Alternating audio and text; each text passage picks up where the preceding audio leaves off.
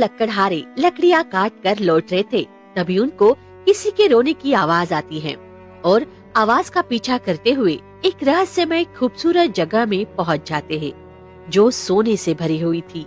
हर तरफ सिर्फ सोना ही सोना था। अरे बाप रे बाप, ए दीपक, आवाज तो यहीं से आ रही थी, फिर गायब कहाँ हो गई? और ये तो देख, इतना सारा खजाना, ये तो पूरी जगह सोने की है। रे बाप, अपनी तो किस्मत जाग गई रे दीपक। देख तो। हाँ भाई हाँ। अरे वाह वाह वाह वाह वाह वाह, ये कितनी हसीन दुनिया है हमारी। अरे अब तो गांव में सारे लोगों को चिढ़ाऊंगा। जिसने भी मेरी बेइज्जती की है ना, उन सब की अकल ठिकाने लगाऊंगा। अरे भैया, कल बाद में ठिकाने लगाना, पहले सोना तो समेटो, जल्दी जल्दी भर ले भाई। अरे रे रे रे रे, मैं तो सोने से ही अपना घर बनवा लूंगा। जैसे ही उन्होंने सोने को छुआ, अचानक से वो सोने की जगह एक जंगल में बदल गई, जहाँ 11 सोने की रहस्यमय मूर्तियाँ थी। सारी मूर्तियाँ जोर जोर से हंस रही थी।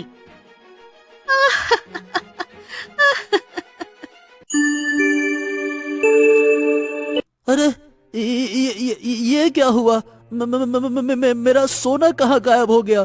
और ये एक साथ 11 सोने की मूर्तियां ये कहाँ से आ गईं? हे भगवान, हे मोहन, ये सब क्या है? हाँ हाँ, अरे अभी तो किस्मत चमकी थी। अरे फिर से गरीबी देखनी पड़ेगी क्या? ऐसा करते हैं, इन सोने की मूर्तियों को ही उठा लेते हैं। अरे इनसे ही माला माल हो जाएंगे ना। चल चल चल चल चल। तभी मूर्तियाँ हंसते हंसते रोने लगती है। हर इंसान लालच में आएगा और जल के राख हो जाएगा। कोई नहीं समझेगा हमारे दर्द को। तुमने लालच किया, उसी का फल मिलेगा तुमको। ये देख मोहन और दीपक के होश ही उड़ जाते हैं कि आखिर मूर्तियाँ बोल कैसे सकती है। और तभी कुछ ऐसा हुआ जिससे दीपक और मोहन के होश ही उड़ गए। दया करो, मुझे जाने दो, मुझे मत मारो, मत मारो।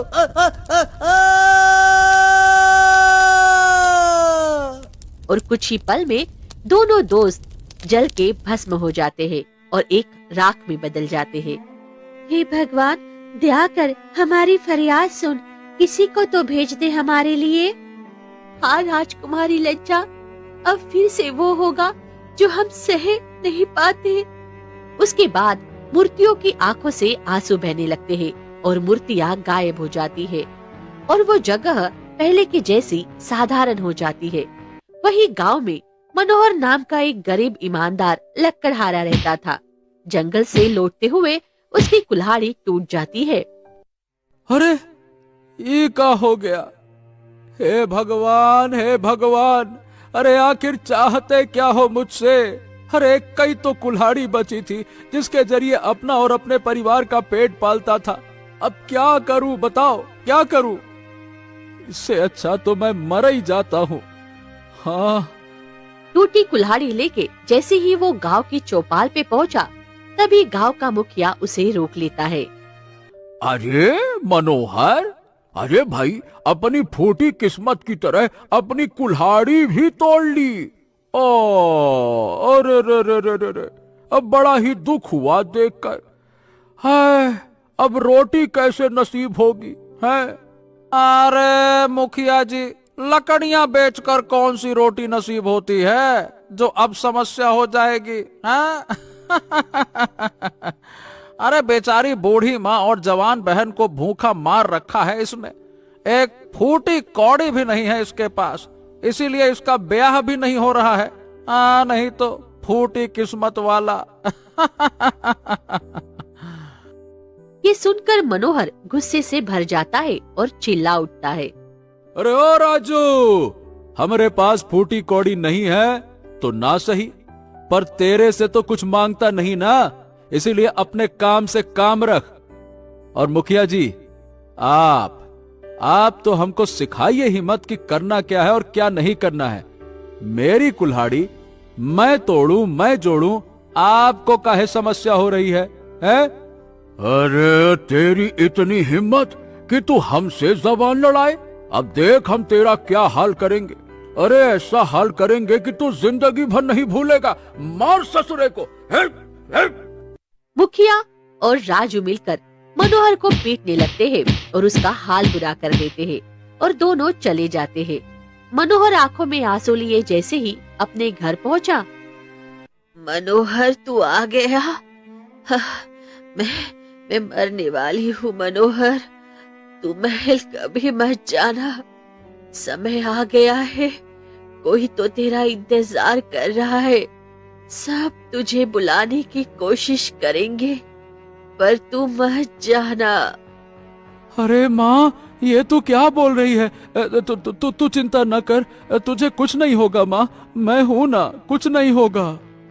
पता नहीं भाई माँ को क्या हो गया है, बहुत तबीयत खराब हो गई अचानक, बस तब से यही कह रही है कि मनोहर को महल जाने से रोकना होगा, रोकना होगा। मेरे पास समय नहीं है, तेरा भाग्य तुझे वहाँ खींचेगा, पर अगर ऐसा हुआ तो वो हो जाएगा जिसका डर है। इतना बोल मनोहर की माँ दम तोड़ देती है और मनोहर की दुनिया उजड़ जाती है। हे भगवान, ये क्या हो गया? इसमें मेरा ही कसूर है। अगर माँ का अच्छे से इलाज करवाया होता तो ये सब ना देखना पड़ता।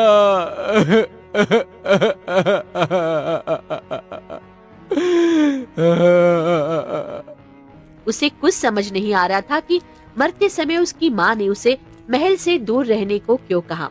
अगले दिन वो टूटी कुल्हाड़ी लेकर जैसे ही जंगलों में पहुंच जाता है। हाँ, अब इस टूटी कुल्हाड़ी से लकड़ियां कैसे काटूं? तंगी की वजह से माँ को तो खो दिया, पर कम से कम बहन के बुरे दिन तो दूर कर दूं, अपनी बहन का घर बसा सकूं। मनोहर अपने ही ख्यालों में चलते हुए चल रहा था, तभी उसे किसी के रोने की आवाज आती है।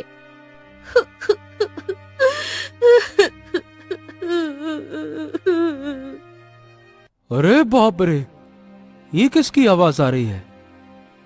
कौन रहा है? देखूं तो जरा। मनोहर चलते चलते उसी सुंदर सोने की जगह पर पहुंच जाता है जहां हर तरफ सोना चांदी था। ये भगवान, ये सब क्या है? सोने की दुनिया? बाप रे बाप, इतना सारा सोना, हर तरफ सोना ही सोना। हाँ, नहीं, ये सच नहीं हो सकता। ये जरूर मेरी आंखों का भ्रम है। अरे जिसके पास एक कुल्हाड़ी तक नहीं लकड़ी काटने को, उसको भला इतना सारा सोना कैसे मिल सकता है? जरूर कोई मेरी आंखों का भ्रम है। एक काम करता हूं, यहां से चला जाता हूं, वरना मैं पागल हो जाऊंगा। ऐसे कैसे हो सकता है? नहीं, चलो भाई। जैसे ही मनोहर जाने लगा, अचानक वो दुनिया एक जंगल में बदल गई और खजाने की जगह वहाँ सोने की 11 मूर्तियाँ थी। रुक जाओ ए ईमानदार लकड़हारे, मनोहर रुक जाता है और वो सब देखकर उसके होश ही उड़ जाते हैं। अरे ये क्या? इतनी सारी सोने की मूर्तियां और खजाना भी गायब हो गया। और ये आवाज कहां से आई? हम 3 राजकुमारियां हैं। मैं राजकुमारी आईना और एक राजकुमारी लता और एक राजकुमारी लज्जा। हम इन 11 मूर्तियों में से है, सिर्फ 3 है। हमारी पहचान करना मुश्किल है। लेकिन तुम लोग मूर्तियां कैसे बन गई और क्यों? इसका रहस्य क्या है? ये 11 मूर्तियों का क्या रहस्य है? हम इन मूर्तियों में ना जाने कब कैद से है, इस इंतजार में कि कोई आएगा और हमें आजाद कराएगा। लेकिन तुम्हारे पास एक रास्ता है। अगर तुम चाहो तो हम तुमको इतना धन देंगे कि तुम माला माल हो जाओगे। ये देखो। तभी वहां खजाने का एक ढेर मनोहर के सामने पड़ा था। सोच लो ए मुसाफिर, हमारी जिंदगी, हमारी आजादी चुनोगे या फिर ये धन लेकर ऐशो आराम की जिंदगी? उस धन को देख मनोहर सोच में पड़ जाता है। क्या करूं क्या करूं? मन तो कर रहा है कि धन ले लूं और मुखिया और राजू को दिखाऊं कि अमीरी क्या होती है। मेरे और मेरी बहन की गरीबी के दिन भी दूर हो जाएंगे और मेरी बहन की एक अच्छे घर में शादी हो जाएगी। ले लूं क्या? अरे क्या करूं, समझ नहीं आ रहा है। तभी मनोहर को ये सब सोचते देख सारी मूर्तियों की आंखों से आंसू बहने लगते थे। ये देख मनोहर परेशान हो उठता है। ये मैं क्या सोचने लगा था। अरे क्या करूंगा ऐसी अमीरी का जिसमें किसी बेबस का भला ना हो। देखो राजकुमारी, मैंने सोच लिया है, मैं तुम तीनों की मदद करूंगा। मुझको ये धन वन नहीं चाहिए। बताओ मैं कैसे तुम लोगों को आजाद कर सकता हूँ, बताओ। इसके लिए तुमको महल जाना होगा और पता लगाना होगा हमारा रहस्य, क्योंकि हमने अपना रहस्य खुद बताया तो हमारी मौत हो जाएगी। और इतना ही नहीं, इस रहस्य को सुलझाने में तुम्हारी मौत भी हो सकती है। और ध्यान रहे, तुम किसी से नहीं पूछोगे हमारा रहस्य और तुमको महल में एक बहरूपिया के रूप में जाना होगा, वरना तुम पकड़े जाओगे। हाँ ठीक है, मैं जरूर जाऊंगा। जैसा बोला है वैसा ही करूंगा। ठीक है, अभी मैं चलता हूँ। मनोहर महल की तरफ चलने लगता है और महल के दरवाजे के पास पहुंच जाता है। माँ ने तो मना किया था महल आने को, पर मेरा भाग्य देखो मुझे यहाँ ले आया। खैर मजबूरी है, जाना पड़ेगा। ए माँ, माफ कर देना, मजबूरी है, किसी की जान का सवाल है।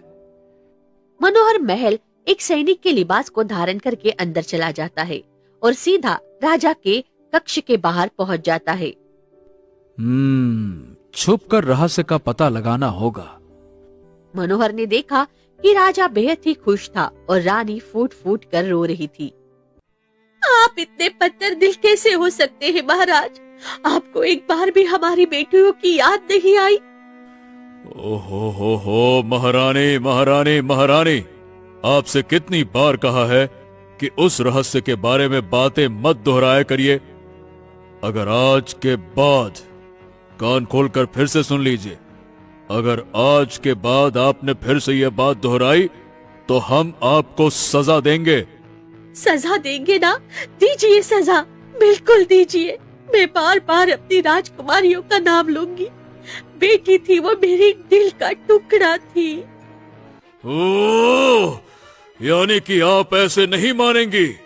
और अब हम भी थक गए हैं आपको रोज रोज रोज ऐसे चुप करवा करवा कर, और ऐसे में करना ये चाहिए कि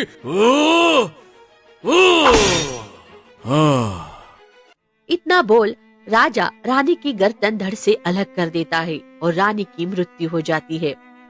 अब ये रहस्य कोई नहीं जान पाएगा। मेरा वचन अब नहीं टूटेगा।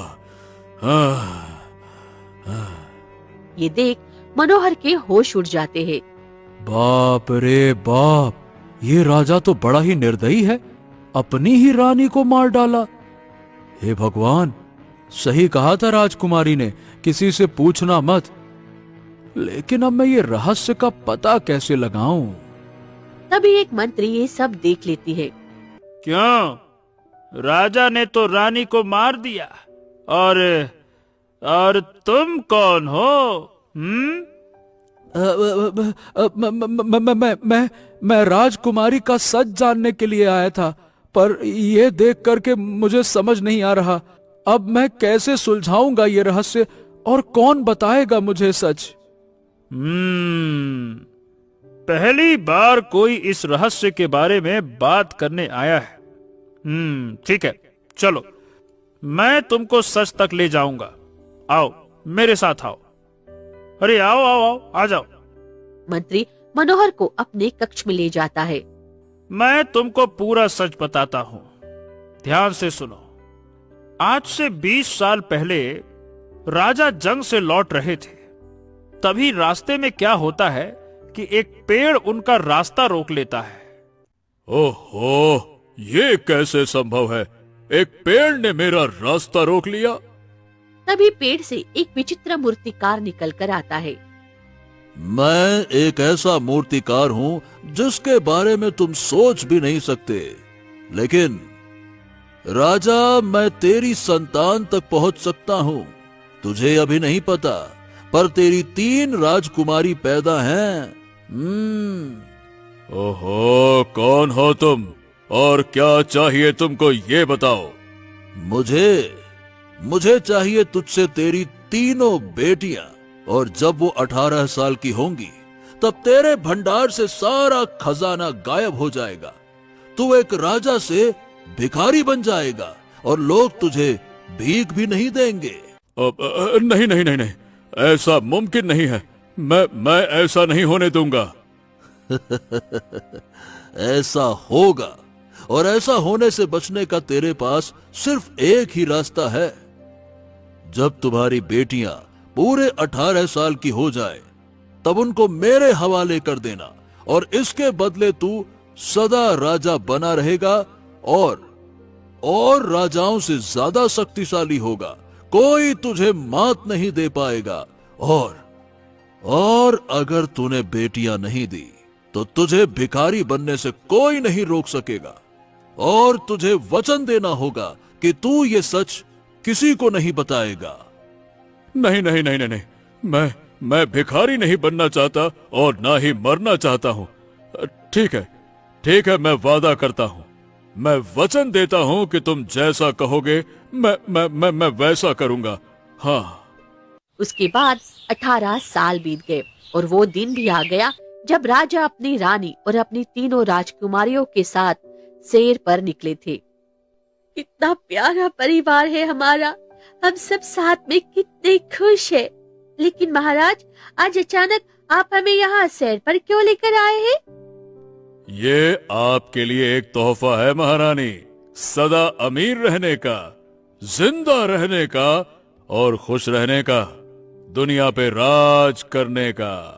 पर महारानी, हर खुशी एक कुर्बानी मांगती है।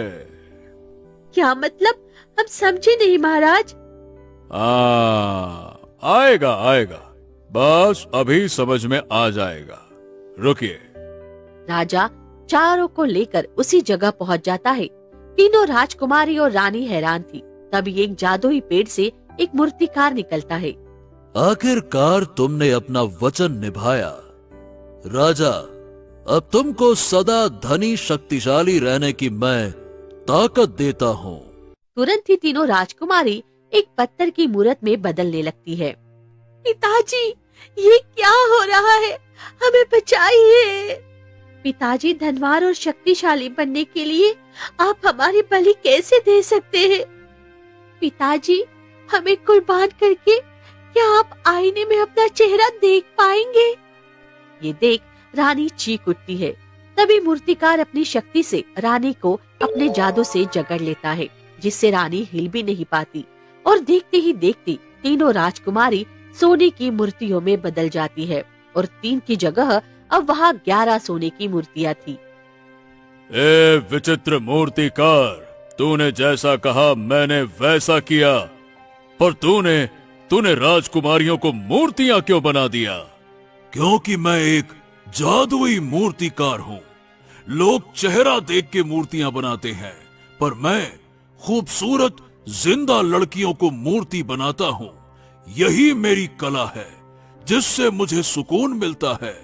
मैं इसको जी भर के निहारता हूँ।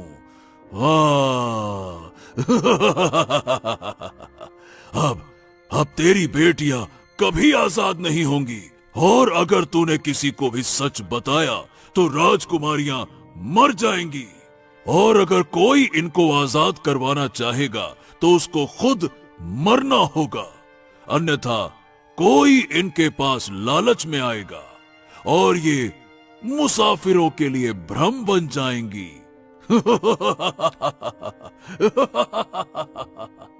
लेकिन इस बात से अनजान मंत्री ये सब एक कोने में छुपकर देख रहा था। राजा रानी को महल ले आता है और रानी एक जिंदा लाश की तरह हो जाती है। मंत्री से सारा सच सुनकर मनोहर की आंखों से आंसू बहने लगते हैं।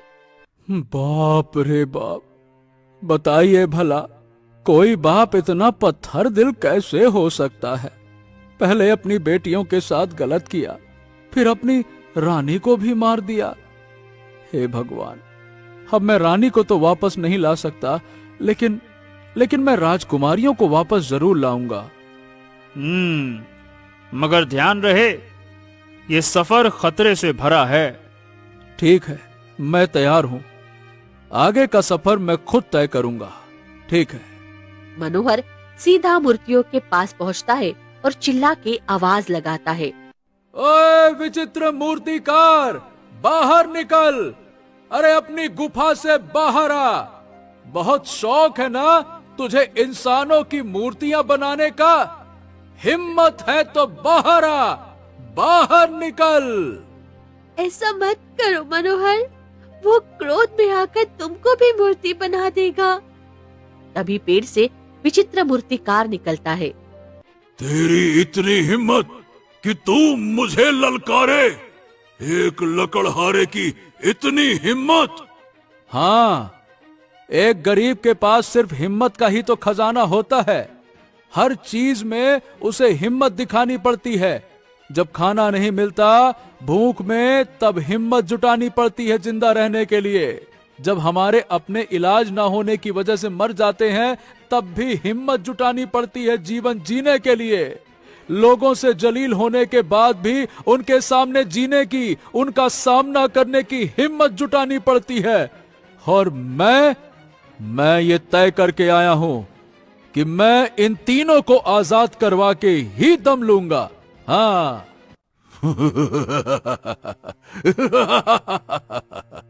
बड़े बड़े भाषण दे रहा है तू। ठीक है, तेरी हिम्मत मुझे पसंद आई। चल, एक मौका देता हूं। बोल, तुझे ढेर सारा धन देता हूं, उसे ले जा और चला जा। मैं एक ईमानदार लकड़हारा हूं, लालच मेरे खून में नहीं है। अगर मौका देना है तो राजकुमारियों को आजाद करने का मौका दो। ठीक है, फिर इन 11 मूर्तियों में किसी एक मूर्ति को चुनो।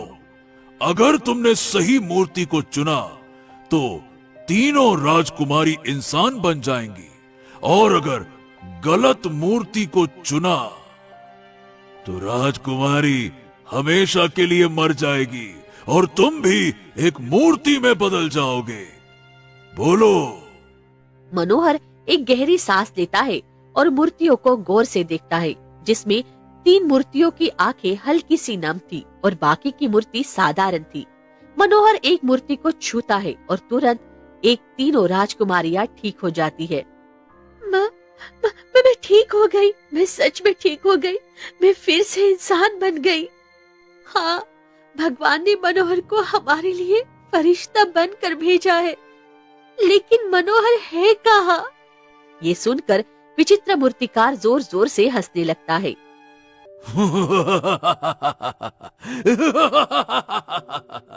मेरे छल को चीरना इतना आसान नहीं है। तुमने तीनों को तो सही कर दिया, बाकी की मूर्तियां भी गायब हो गईं, लेकिन मनोहर खुद मूर्ति बन गया।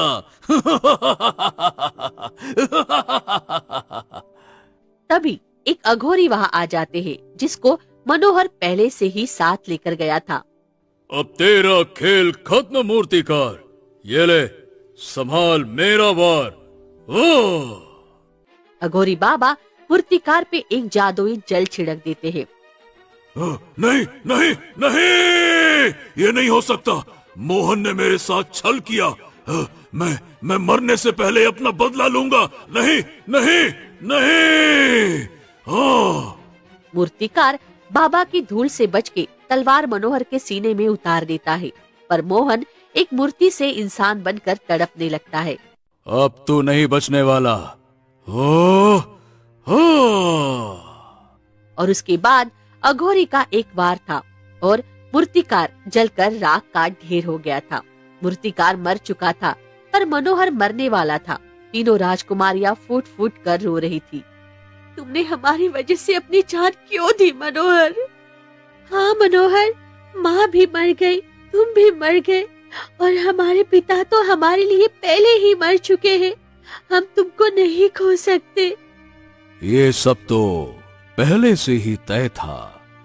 मनोहर का मरना सालों पहले लिखा गया था। क्या मतलब बाबा? जब तुम पैदा हुए थे तुम्हारी हाथों की लकीरों में मौत थी और ये बात मैंने तुम्हारी मां को बताई थी कि इसको महल से दूर रखना, क्योंकि अगर एक बार तुम महल में गए तो तुम्हारी मौत निश्चित है। मां ने मुझसे कहा था। हाँ राजकुमारी, राजा को उसके किए की सजा देना और मेरी एक बहन है उसका ध्यान रखना। हम वादा करते हैं मनोहर, तुमने हमारी जान बचाई पर हम तुम्हारी बहन को रानी बनाकर रखेंगे, उस पर एक आंच भी नहीं आने देंगे। कुछ ही पल में मनोहर लकड़हारा ईमानदारी से जिया और ईमानदारी से मर गया था। तीनों राजकुमारियां फूट फूट कर रो रही थी। वह राजा मूर्तिकार के जादू के खत्म होते ही एक भिखारी में बदल गया। आपको हमारी ये कहानी कैसी लगी हमें कमेंट बॉक्स में जरूर बताएं।